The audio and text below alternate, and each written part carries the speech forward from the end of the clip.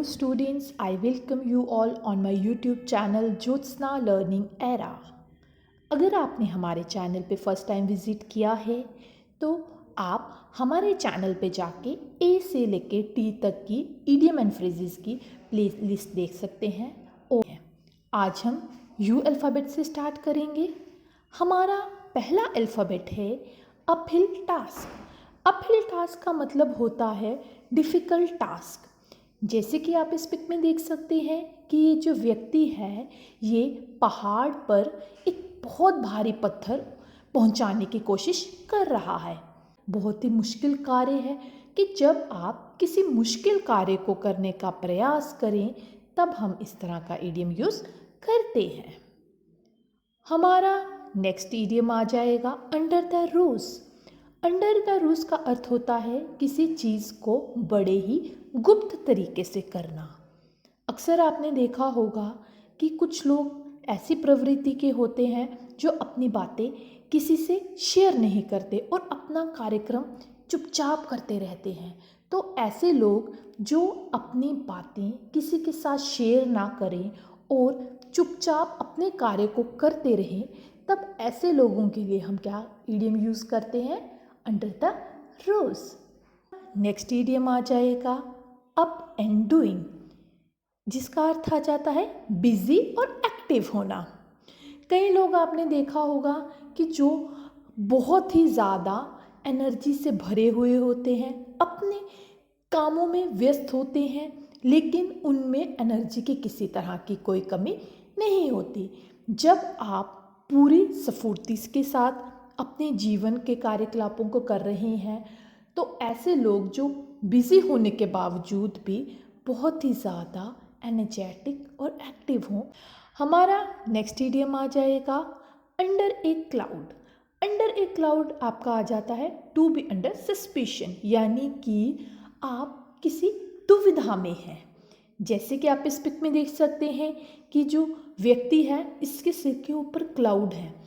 Cloud होना का मतलब होता है कि बादल छा जाना। बादल जब छा जाते हैं तो कैसी मनस्थिति होती है हमारी? तब हमारी मनस्थिति ऐसी होती है कि हमें समझ ही नहीं आता कि हमें क्या करना है और क्या नहीं करना है। तो आए कि हमें क्या डिसीजन लेना है और हमें जीवन में आगे क्या करना है। जब हम बहुत ही ज़्यादा लाइफ में कंफ्यूज हों तो तब हम ये इडियम यूज़ करते हैं।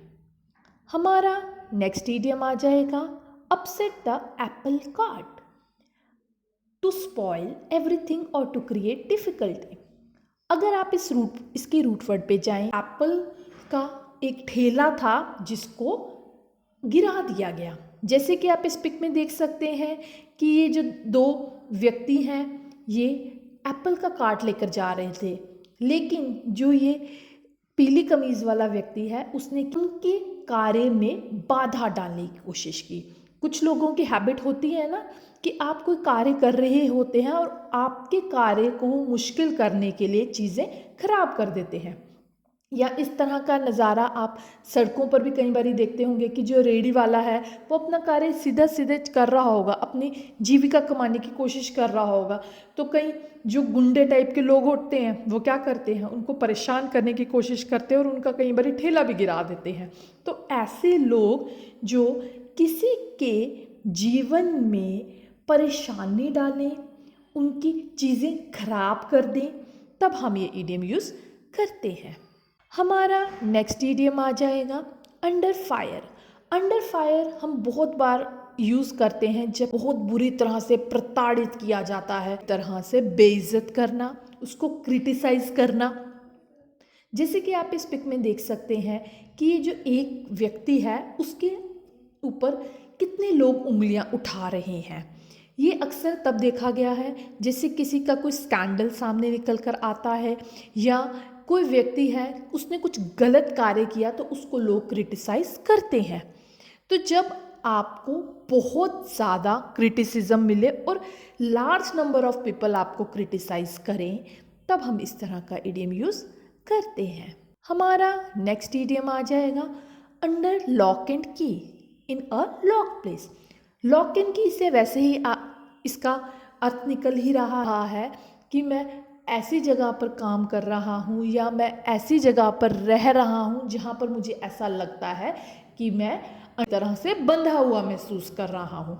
जब हमारी मनस्थिति ऐसी होती है, जब हमें अच्छा फील नहीं होता, हमें घुटन महसूस होती है कई बारी, तो कुछ लोग उस सिचुएशन में भी इसको यूज़ करते हैं। हमारा नेक्स्ट इडियम है up for grabs. Up for grabs का मतलब होता है something being thrown in the air for anyone to grasp और कैच।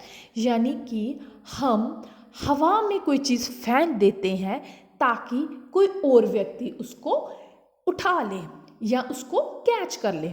जैसे इसका बेस्ट एग्जाम्पल आपका आ जाएगा बास्केटबॉल गेम, जहाँ पर हम हवा में बॉल फेंकते हैं ताकि दूसरा व्यक्ति उसको कैच कर ले। कई बारी कई लोग होते हैं ना, जैसे कि कुछ अनाउंसमेंट कर देते हैं कि भाई हम आपको ये चीज़ें प्रोवाइड करेंगे, आप हमारे साथ जुड़िए। तो हमने एक तरह से क्या किया, हमने एक मैसेज पास ऑन किया, ठीक है, सो दैट कि जो व्यक्ति चाहता है उस वो अपॉर्चुनिटी को वो ग्रैब कर लेता है। हमारा नेक्स्ट इडियम आ जाएगा up to the neck. Up to the neck का अर्थ आ जाता है सिचुएशन हमारी इतनी खराब है कि पानी हमारे गले तक आ गया है। जैसे कि आप इस पिक में देख सकते हैं कि ये जो व्यक्ति है अपने जीवन से बहुत निराश है। ऐसा लग रहा है कि अब उसकी सिचुएशन बद से बदतर होती चली जाएगी। और ये ऐसा होता है ना कि जैसे आप किसी के फ्रेंड की मदद करते हो किसी बिजनेस में या किसी तरह के कोई कॉन्ट्रैक्ट दिलाने वाले, जिसकी वजह से आपकी जो सिचुएशन है वो वर्स्ट हो गई, आपकी जो फाइनेंशियल पोजीशन है वो खराब हो गई। हमारा नेक्स्ट इडियम आ जाएगा up a river without a paddle. ऐसी दुखद घटना जब हम प्रिपेयर नहीं थे और हमारे पास अब कोई चारा नहीं बचा है या हमारे पास किसी तरह का कोई सोर्स नहीं बचा है ताकि हम इस प्रॉब्लम का सॉल्यूशन निकाल सकें। आप इसके रूट वर्ड से भी इसको दिमाग में रख सकते हैं। Up a river without a paddle, river में छलांग लगा दी और हमें तैरना नहीं आता। अगर हमें तैरना नहीं आता तो होगा क्या हमारे साथ, हम डूब जाएंगे और हमारी डेथ हो जाएगी। तो ऐसी सिचुएशन में कूद जाना जहाँ से निकलने का कोई रास्ता हमें पता नहीं होता। समटाइम्स ऐसा होता है ना कि हम ऐसी सिचुएशन में घुस जाते हैं जिसके लिए हम मेंटली तैयार नहीं होते। हम सोचते हैं हमारे साथ बहुत अच्छा होगा लेकिन उल्टा हो जाता है। तो ऐसी दुखद घटना जिसके लिए हम तैयार नहीं थे और अब हमारे पास कोई चारा नहीं बचा है कि हम उस चीज़ से बाहर निकल सकें। हमारा नेक्स्ट इडियम आ जाएगा अनचार्टेड वाटर। अनचार्टेड वाटर का मतलब होता है अनक्लियर सिचुएशन, या जो परिस्थिति है वो पूरी तरह से पता नहीं है। कि दंगे भड़क जाते हैं लेकिन लोगों को सिचुएशन का पता ही नहीं होता कि क्या कारण था जिसकी वजह से ये सारी चीज़ें हुई। तो जब हमें चीज़ों का सही नॉलेज नहीं होता और हमें सिचुएशन सही तरीके से पता नहीं होती कि किन कारणों की वजह से ये सब हुआ, तब हम इस तरह का इडियम यूज़ करते हैं। ओके फ्रेंड्स, हमारे यू तक की अल्फ़ाबेट अभी हमने कर लिए इडियम एंड फ्रेजेस। अब हम वी अल्फ़ाबेट से स्टार्ट करेंगे। अगर आपको हमारी ये सीरीज़ अच्छी लग रही है तो प्लीज़ हमारे चैनल को लाइक, सब्सक्राइब एंड शेयर कीजिए। चलिए अब वी अल्फ़ाबेट से स्टार्ट करते हैं। हमारा पहला इडियम आ जाएगा vale of tears. Vale of tears का मतलब होता है scene of trouble and sorrow, यानी कि बहुत ही दुखद दृश्य। ये अक्सर हमने देखा है जब कोई आतंकवादी घटना होती है तो जो मिलिटेंट होते हैं वो कितने लोगों का खून बहा देते हैं। तो वो जो दृश्य होता है वो बहुत ही भयानक होता है। या आप किसी मृत्यु वाले घर जाएं, वहाँ पर लोग कैसे रो रहे होते हैं, बिलख रहे होते हैं, तो आंसुओं की नदियाँ बह रही हों। ऐसा दृश्य जो बहुत ही ज़्यादा रुलाने वाला हो और बहुत ही ज़्यादा परेशानी खड़े करने वाला हो, तब हम ये इडियम यूज़ करते हैं। हमारा नेक्स्ट इडियम आ जाएगा वेलवेट ग्लोव। वेलवेट ग्लोव का मतलब होता है a person who appears gentle but is determined and inflexible underneath. यानी कि ग्लोव से हम क्या समझते हैं?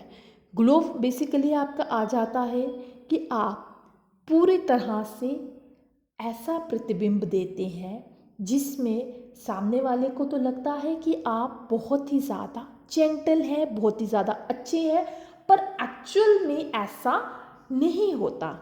आप अपनी सही पर्सनालिटी को नहीं दिखाते हैं। जब आप सामने से कुछ और होते हैं और बाहर से कुछ और होते हैं। जैसे कि आप इस पिक में देख सकते हैं कि एक व्यक्ति है, उसने वेलवेट ग्लोव डाला है। देखिए जैसे आप किसी को ग्लोव डाले देखिए ऊपर से वेलवेट का, तो आपको क्या लगेगा? हाय ये कितना सुंदर व्यक्ति है, ये कितना स्मार्ट है, ये कितना अच्छा है देखने में। मतलब कि आपकी जो अपीयरेंस होती है वो बड़ी ही डायनेमिक होती है, बहुत ही अच्छी होती है। लेकिन उस ग्लोव के अंदर का जो व्यक्ति है उसकी जो ट्रू पर्सनालिटी नहीं निकल कर आती, उसके रिगार्डिंग हम ये ईडियम यूज़ करते हैं। हमारा नेक्स्ट ईडियम आ जाएगा वेंट योर स्प्लीन।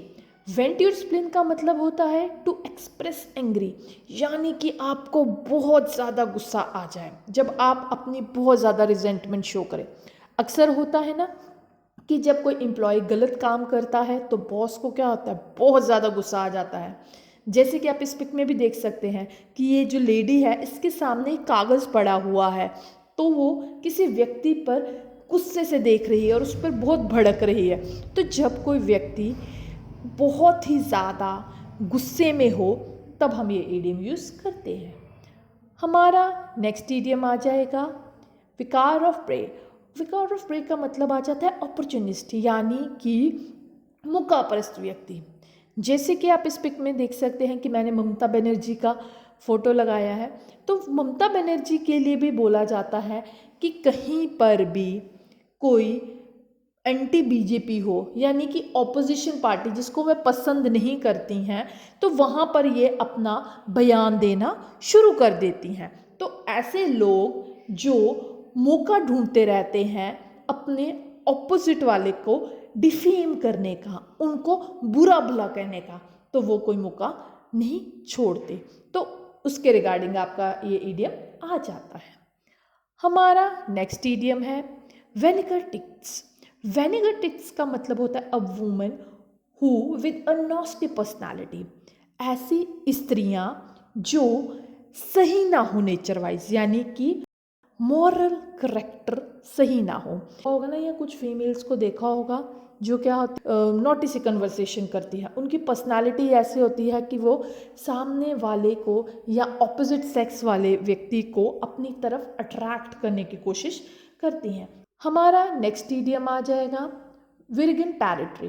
विरगन टेरिटरी का मतलब होता है situation that is new for someone, यानी ऐसी परिस्थितियाँ जो बिल्कुल ही नई हो किसी के लिए। फॉर एग्जाम्पल जैसे इस पिक में आप देख सकते हैं ये दो लोग हैं, पानी पर रिवर राफ्टिंग कर रहे हैं। ये हमारे लिए एक बिल्कुल नई हो हमारे लिए। विरगन टेरिटरी को आप इस तरह से भी दिमाग में रख सकते हैं। तो जब आप फर्स्ट टाइम जॉब करने कहीं जाते हैं तो आपके लिए जो फर्स्ट डे होता है वहाँ का माहौल और जो लोग होते हैं वो आपके लिए बिल्कुल ही डिफरेंट एक्सपीरियंस होते हैं। जब हम लाइफ में फर्स्ट टाइम कोई चीज़ एक्सपीरियंस करें तो उसके रिगार्डिंग आपका ये इडियम आ जाता है। हमारा नेक्स्ट इडियम है voice in the wildness. Sole person expressing unpopular idea but nobody bothered. जैसे कि हम इस पिक में देख सकते हैं इमरान खान जी हैं, वो अपनी ट्विटर पे आए दिन बयान देते रहते हैं, पर कोई भी उनके बयानों को सीरियसली नहीं लेता है। बड़े सारे लोग हैं जो उनके बयानों की मीम्स बनाते हैं, उन पर हंसते हैं कि वो किस तरह की बयानबाजी करते हैं। तो ऐसा व्यक्ति जो अपने बयान देता रहता है, अजीब अजीब से आइडियाज़ देता रहता है, लेकिन लोग उसकी बातों को सीरियसली नहीं लेते। जब हम किसी की बातों को सीरियसली ना लें तब हम ये इडियम यूज़ करते हैं। हमारा नेक्स्ट इडियम आ जाएगा वोल्टे फेस। वोल्टे फेस का मतलब होता है a complete change of opinion, यानी कि आपका सोचने का नज़रिया बिल्कुल बदल जाना। Kashmir file movie. Kashmir file movie आने से पहले लोगों का कश्मीरी पंडितों की तरफ बिल्कुल डिफरेंट ओपिनियन था, लेकिन जब ये मूवी अब रिलीज़ हुई है तो बहुत सारे लोग हैं जो कश्मीरी पंडितों के साथ खड़े हैं। क्यों? क्योंकि उनका अब परसेप्शन टोटली डिफरेंट हो गया है। जब हमारा ओपिनियन लोगों के लिए एकदम से चेंज हो जाए, ये इडियम आ जाता है। हमारा नेक्स्ट इडियम है वल्चर्स आर सर्कलिंग, यानी समथिंग इज इन डेंजर। जब चील कौवे सर्कल में घूमे, ये जो वल्चर्स हैं ये आ जाता है कि कोई चीज़ खतरे में है, कि किसी तरह का अब खतरा मंडराने वाला है, कुछ बुरा होने वाला है, उसका जो संकेत है उसके रिगार्डिंग ये इडियम आ जाएगा। ओके फ्रेंड्स, आज हमने यू और वी अल्फ़ाबेट किया। आई होप ये आपको सीरीज़ अच्छी लग रही होगी। अगर आपको ये सीरीज़ अच्छी लग रही है तो प्लीज़ हमारे चैनल को लाइक, शेयर एंड सब्सक्राइब करिएगा, और आपको इस वीडियो का PDF को डिस्क्रिप्शन बॉक्स में मिल जाएगा। मिलते हैं आपसे नेक्स्ट वीडियो में।